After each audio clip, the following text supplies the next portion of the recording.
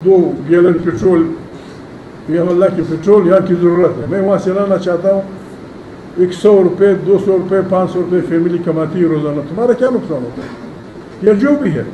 इन सब चीज़ों में मेहरबानी करें, आपसे हम रिक्वेस्ट करते हैं, हमारी रहबरी करें।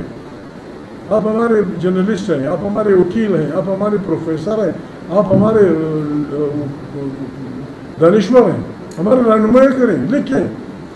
ताकत से गाँव नहीं बसाए जा सकते। जिन लोगों ने ये काम किया है वो हारे हैं। पाकिस्तान में मिली यकजहती हो, पाकिस्तान के अवाम और अक़वाम में इत्तेहाद हो, पाकिस्तान के हुक्मरानों, अफगानिस्तान के हुक्मरानों, ईरान के हुक्मरानों, बल्कि हमारे साथ सेंट्रल एशिया में जो हमारे के मुसाफिर हैं,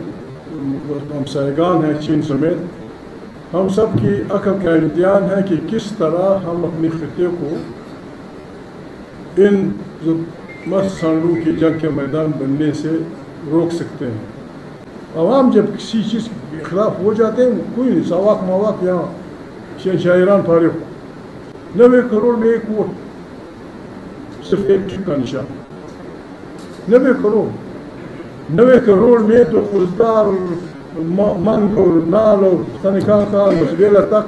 पता नहीं कितने हमारे गरीब लोग 3 महीने रोटी कर सकते हैं। पाकिस्तान में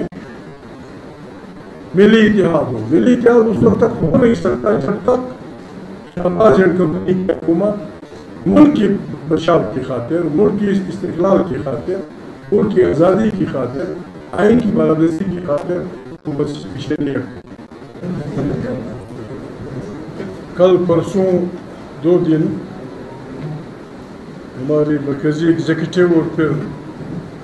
हमारी सेंट्रल कमेटी, दूसरी सेंट्रल कमेटी का इजलास खित्ते की सूरत हाल, पाकिस्तान की सूरत हाल, पार्टी के इंतज़ामी अमूर, पार्टी के इदारों के बारे में हुआ। उसी बहाने आपसे, ज़रूरी ये शेड्यूल में नहीं था, उसी बहाने दिल चाहा कि आपसे मुलाकात हो।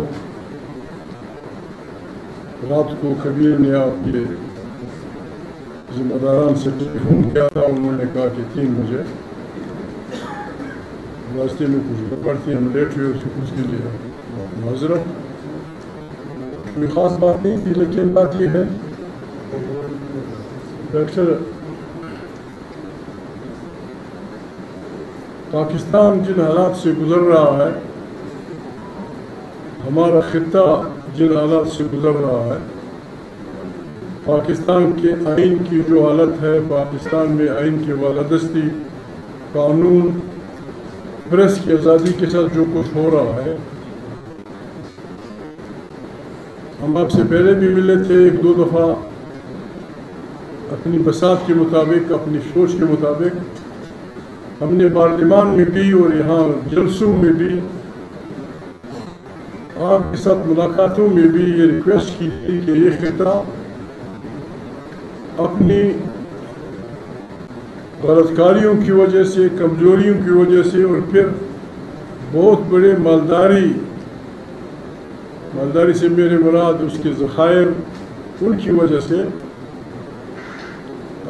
कहीं मस्त सांडों की कशमकश का मैदान न बन जाए। हमने बार बार रिक्वेस्ट की थी कि हमारे हुक्मरानों की अक्ल का इम्तिहान है, पाकिस्तान के हुक्मरानों, अफगानिस्तान के हुक्मरानों, ईरान के हुक्मरानों, बल्कि हमारे साथ सेंट्रल एशिया में जो हमारे के मुसाफिर हैं, हमसायगान हैं चीन समेत, हम सब की अक्ल का इम्तिहान है कि किस तरह हम अपने खित्ते को इन मस्त सांडों की जंग के मैदान बनने से रोक सकते हैं। बदकिस्मती से आपको पता है, पाकिस्तान ठीक है, पाकिस्तान जब से बना है मुश्किलात में आइन बनने नहीं दिया गया, फिर बनाया, फिर बिगाड़ा, फिर ताना किया। लेकिन अब के जो इंतखाबात हुए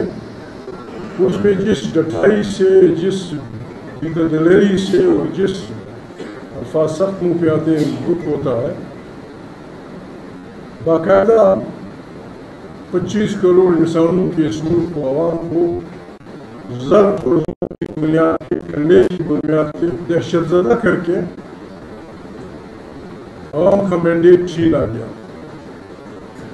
جو پارٹی یا جو لوگ الیکشن جیت رہے تھے، آپ سب نمائندے بیٹھے ہوئے تھے، 9 بجے کے بعد اچانک معاملات بدلتے گئے۔ پہلے 1 سال ہوا جو اس میں بھی ہم نے بڑی کوشش کی، پھر جو لوگ پاکستان سے محبت کرتے تھے یا جو لوگ عوام کی حکمرانی کے طرفدار تھے، انہوں نے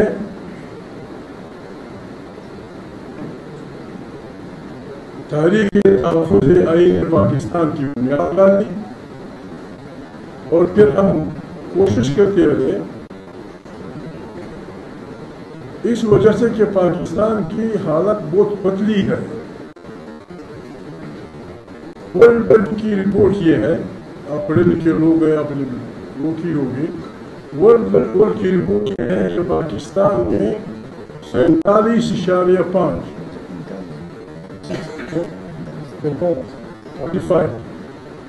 45.7 یا 45.5 فیصد لوگ غربت کی لکیر سے نیچے زندگی گزار رہے ہیں۔ 45 یعنی تقریباً آدھے، 25 کروڑ انسانوں میں سے 10 کروڑ 12 کروڑ انسان، ورلڈ بینک کی رپورٹ یہ ہے کہ غربت کی لکیر کے نیچے زندگی گزار رہے ہیں۔ غربت کی لکیر کو آپ سمجھتے ہیں کیا ہوتا ہے؟ اس ملک میں 10 کروڑ انسان سے زیادہ غربت کی لکیر سے نیچے ہو، وہاں اس قسم کی خرمستیاں رنگ لائے گی ہماری فاقہ مستی ایک دن۔ یہ فاقہ مستیاں جو میں شروع کی ہیں، جس نیچ پہ ہم نے پہنچا دیا ہے، وہ فکر انسانی ذہن نہیں بیان کر سکتا جتنے 1000 ملین ڈالر ہم کو مقروض ہیں۔ پتہ نہیں 70,000 ہے، 50,000 ہے، 7,000 ہے، میں بھول رہا ہوں، اتنے ارب ڈالر ہم مقروض ہیں۔ پرسوں یا ترسوں ایک شریف آدمی نے امریکہ کا تھا، یا میں بھول رہا ہوں امریکہ کا تھا یا انگلینڈ کا تھا، اس نے تجویز دی تھی کہ پاکستان کے وہ لوگ جو حکومتوں میں رہے ہیں، سرکاری ملازمین چاہے فوجی ہوں چاہے عوامی ہوں، جن کے وسائل سے زیادہ ان کے جائیدادیں ہیں جس ملک میں، ان کو ضبط کر کے اس سے IMF کا قرضہ منع کیا جائے۔ لیکن تجویز پیش کی اس نے، سارے ان کی جائیدادیں ضبط کر دو، ہمارے یار ابھی بجٹ پاس ہوا ہے، میں نے کیا سینٹرل کمیٹی کے اجلاس میں، مجھے میرا تو ایمان تھا، میرا ایمان تھا کہ میرے ساتھی میرے دوست جو ہم قومی اسمبلی کے ممبران ہیں، جو ہم اپنے آپ کو ان لوگوں میں سمجھتے ہیں کہ ہمارے مینڈیٹ کے ساتھ مذاق ہوا ہے، میرا ایمان تھا کہ وہ اس بجٹ کو پاس ہونے نہیں دیں گے۔ سیدھا اسپیکر کی اس پہ چل کی کہ بابا ایک لفظ نہیں بولو گے تو جب ساتھ ہمارا لگتا، تو جب تک آئین کی بحالی نہیں ہوگی ہم آپ کو پاس کرنے نہیں۔ کیا ہوا بہرحال انہوں نے ٹیبل کر دیا، آپ نے پڑھا ہے، اس میں کیا ہے؟ 2 مدد قرضوں میں اور IMF کے قرضوں میں اور ہمارے دفاع میں سارا بجٹ فارغ۔ کیا کہیں گے لوگ، کیا کریں گے؟ یہ عدلیہ چھٹی، پریس پہ پابندی، جنہوں نے وفاداریاں نہیں بیچی یا نہیں بیچنا چاہتے وہ زیر عطا، اور جو بکر عید کے بکروں کی طرح ہر مارکیٹ میں بکنے والے لوگ ہیں یا ہر منڈی میں لوگوں کو خریدنے والے لوگ ہیں، وہ پاکستان کی دفتر خارجہ اور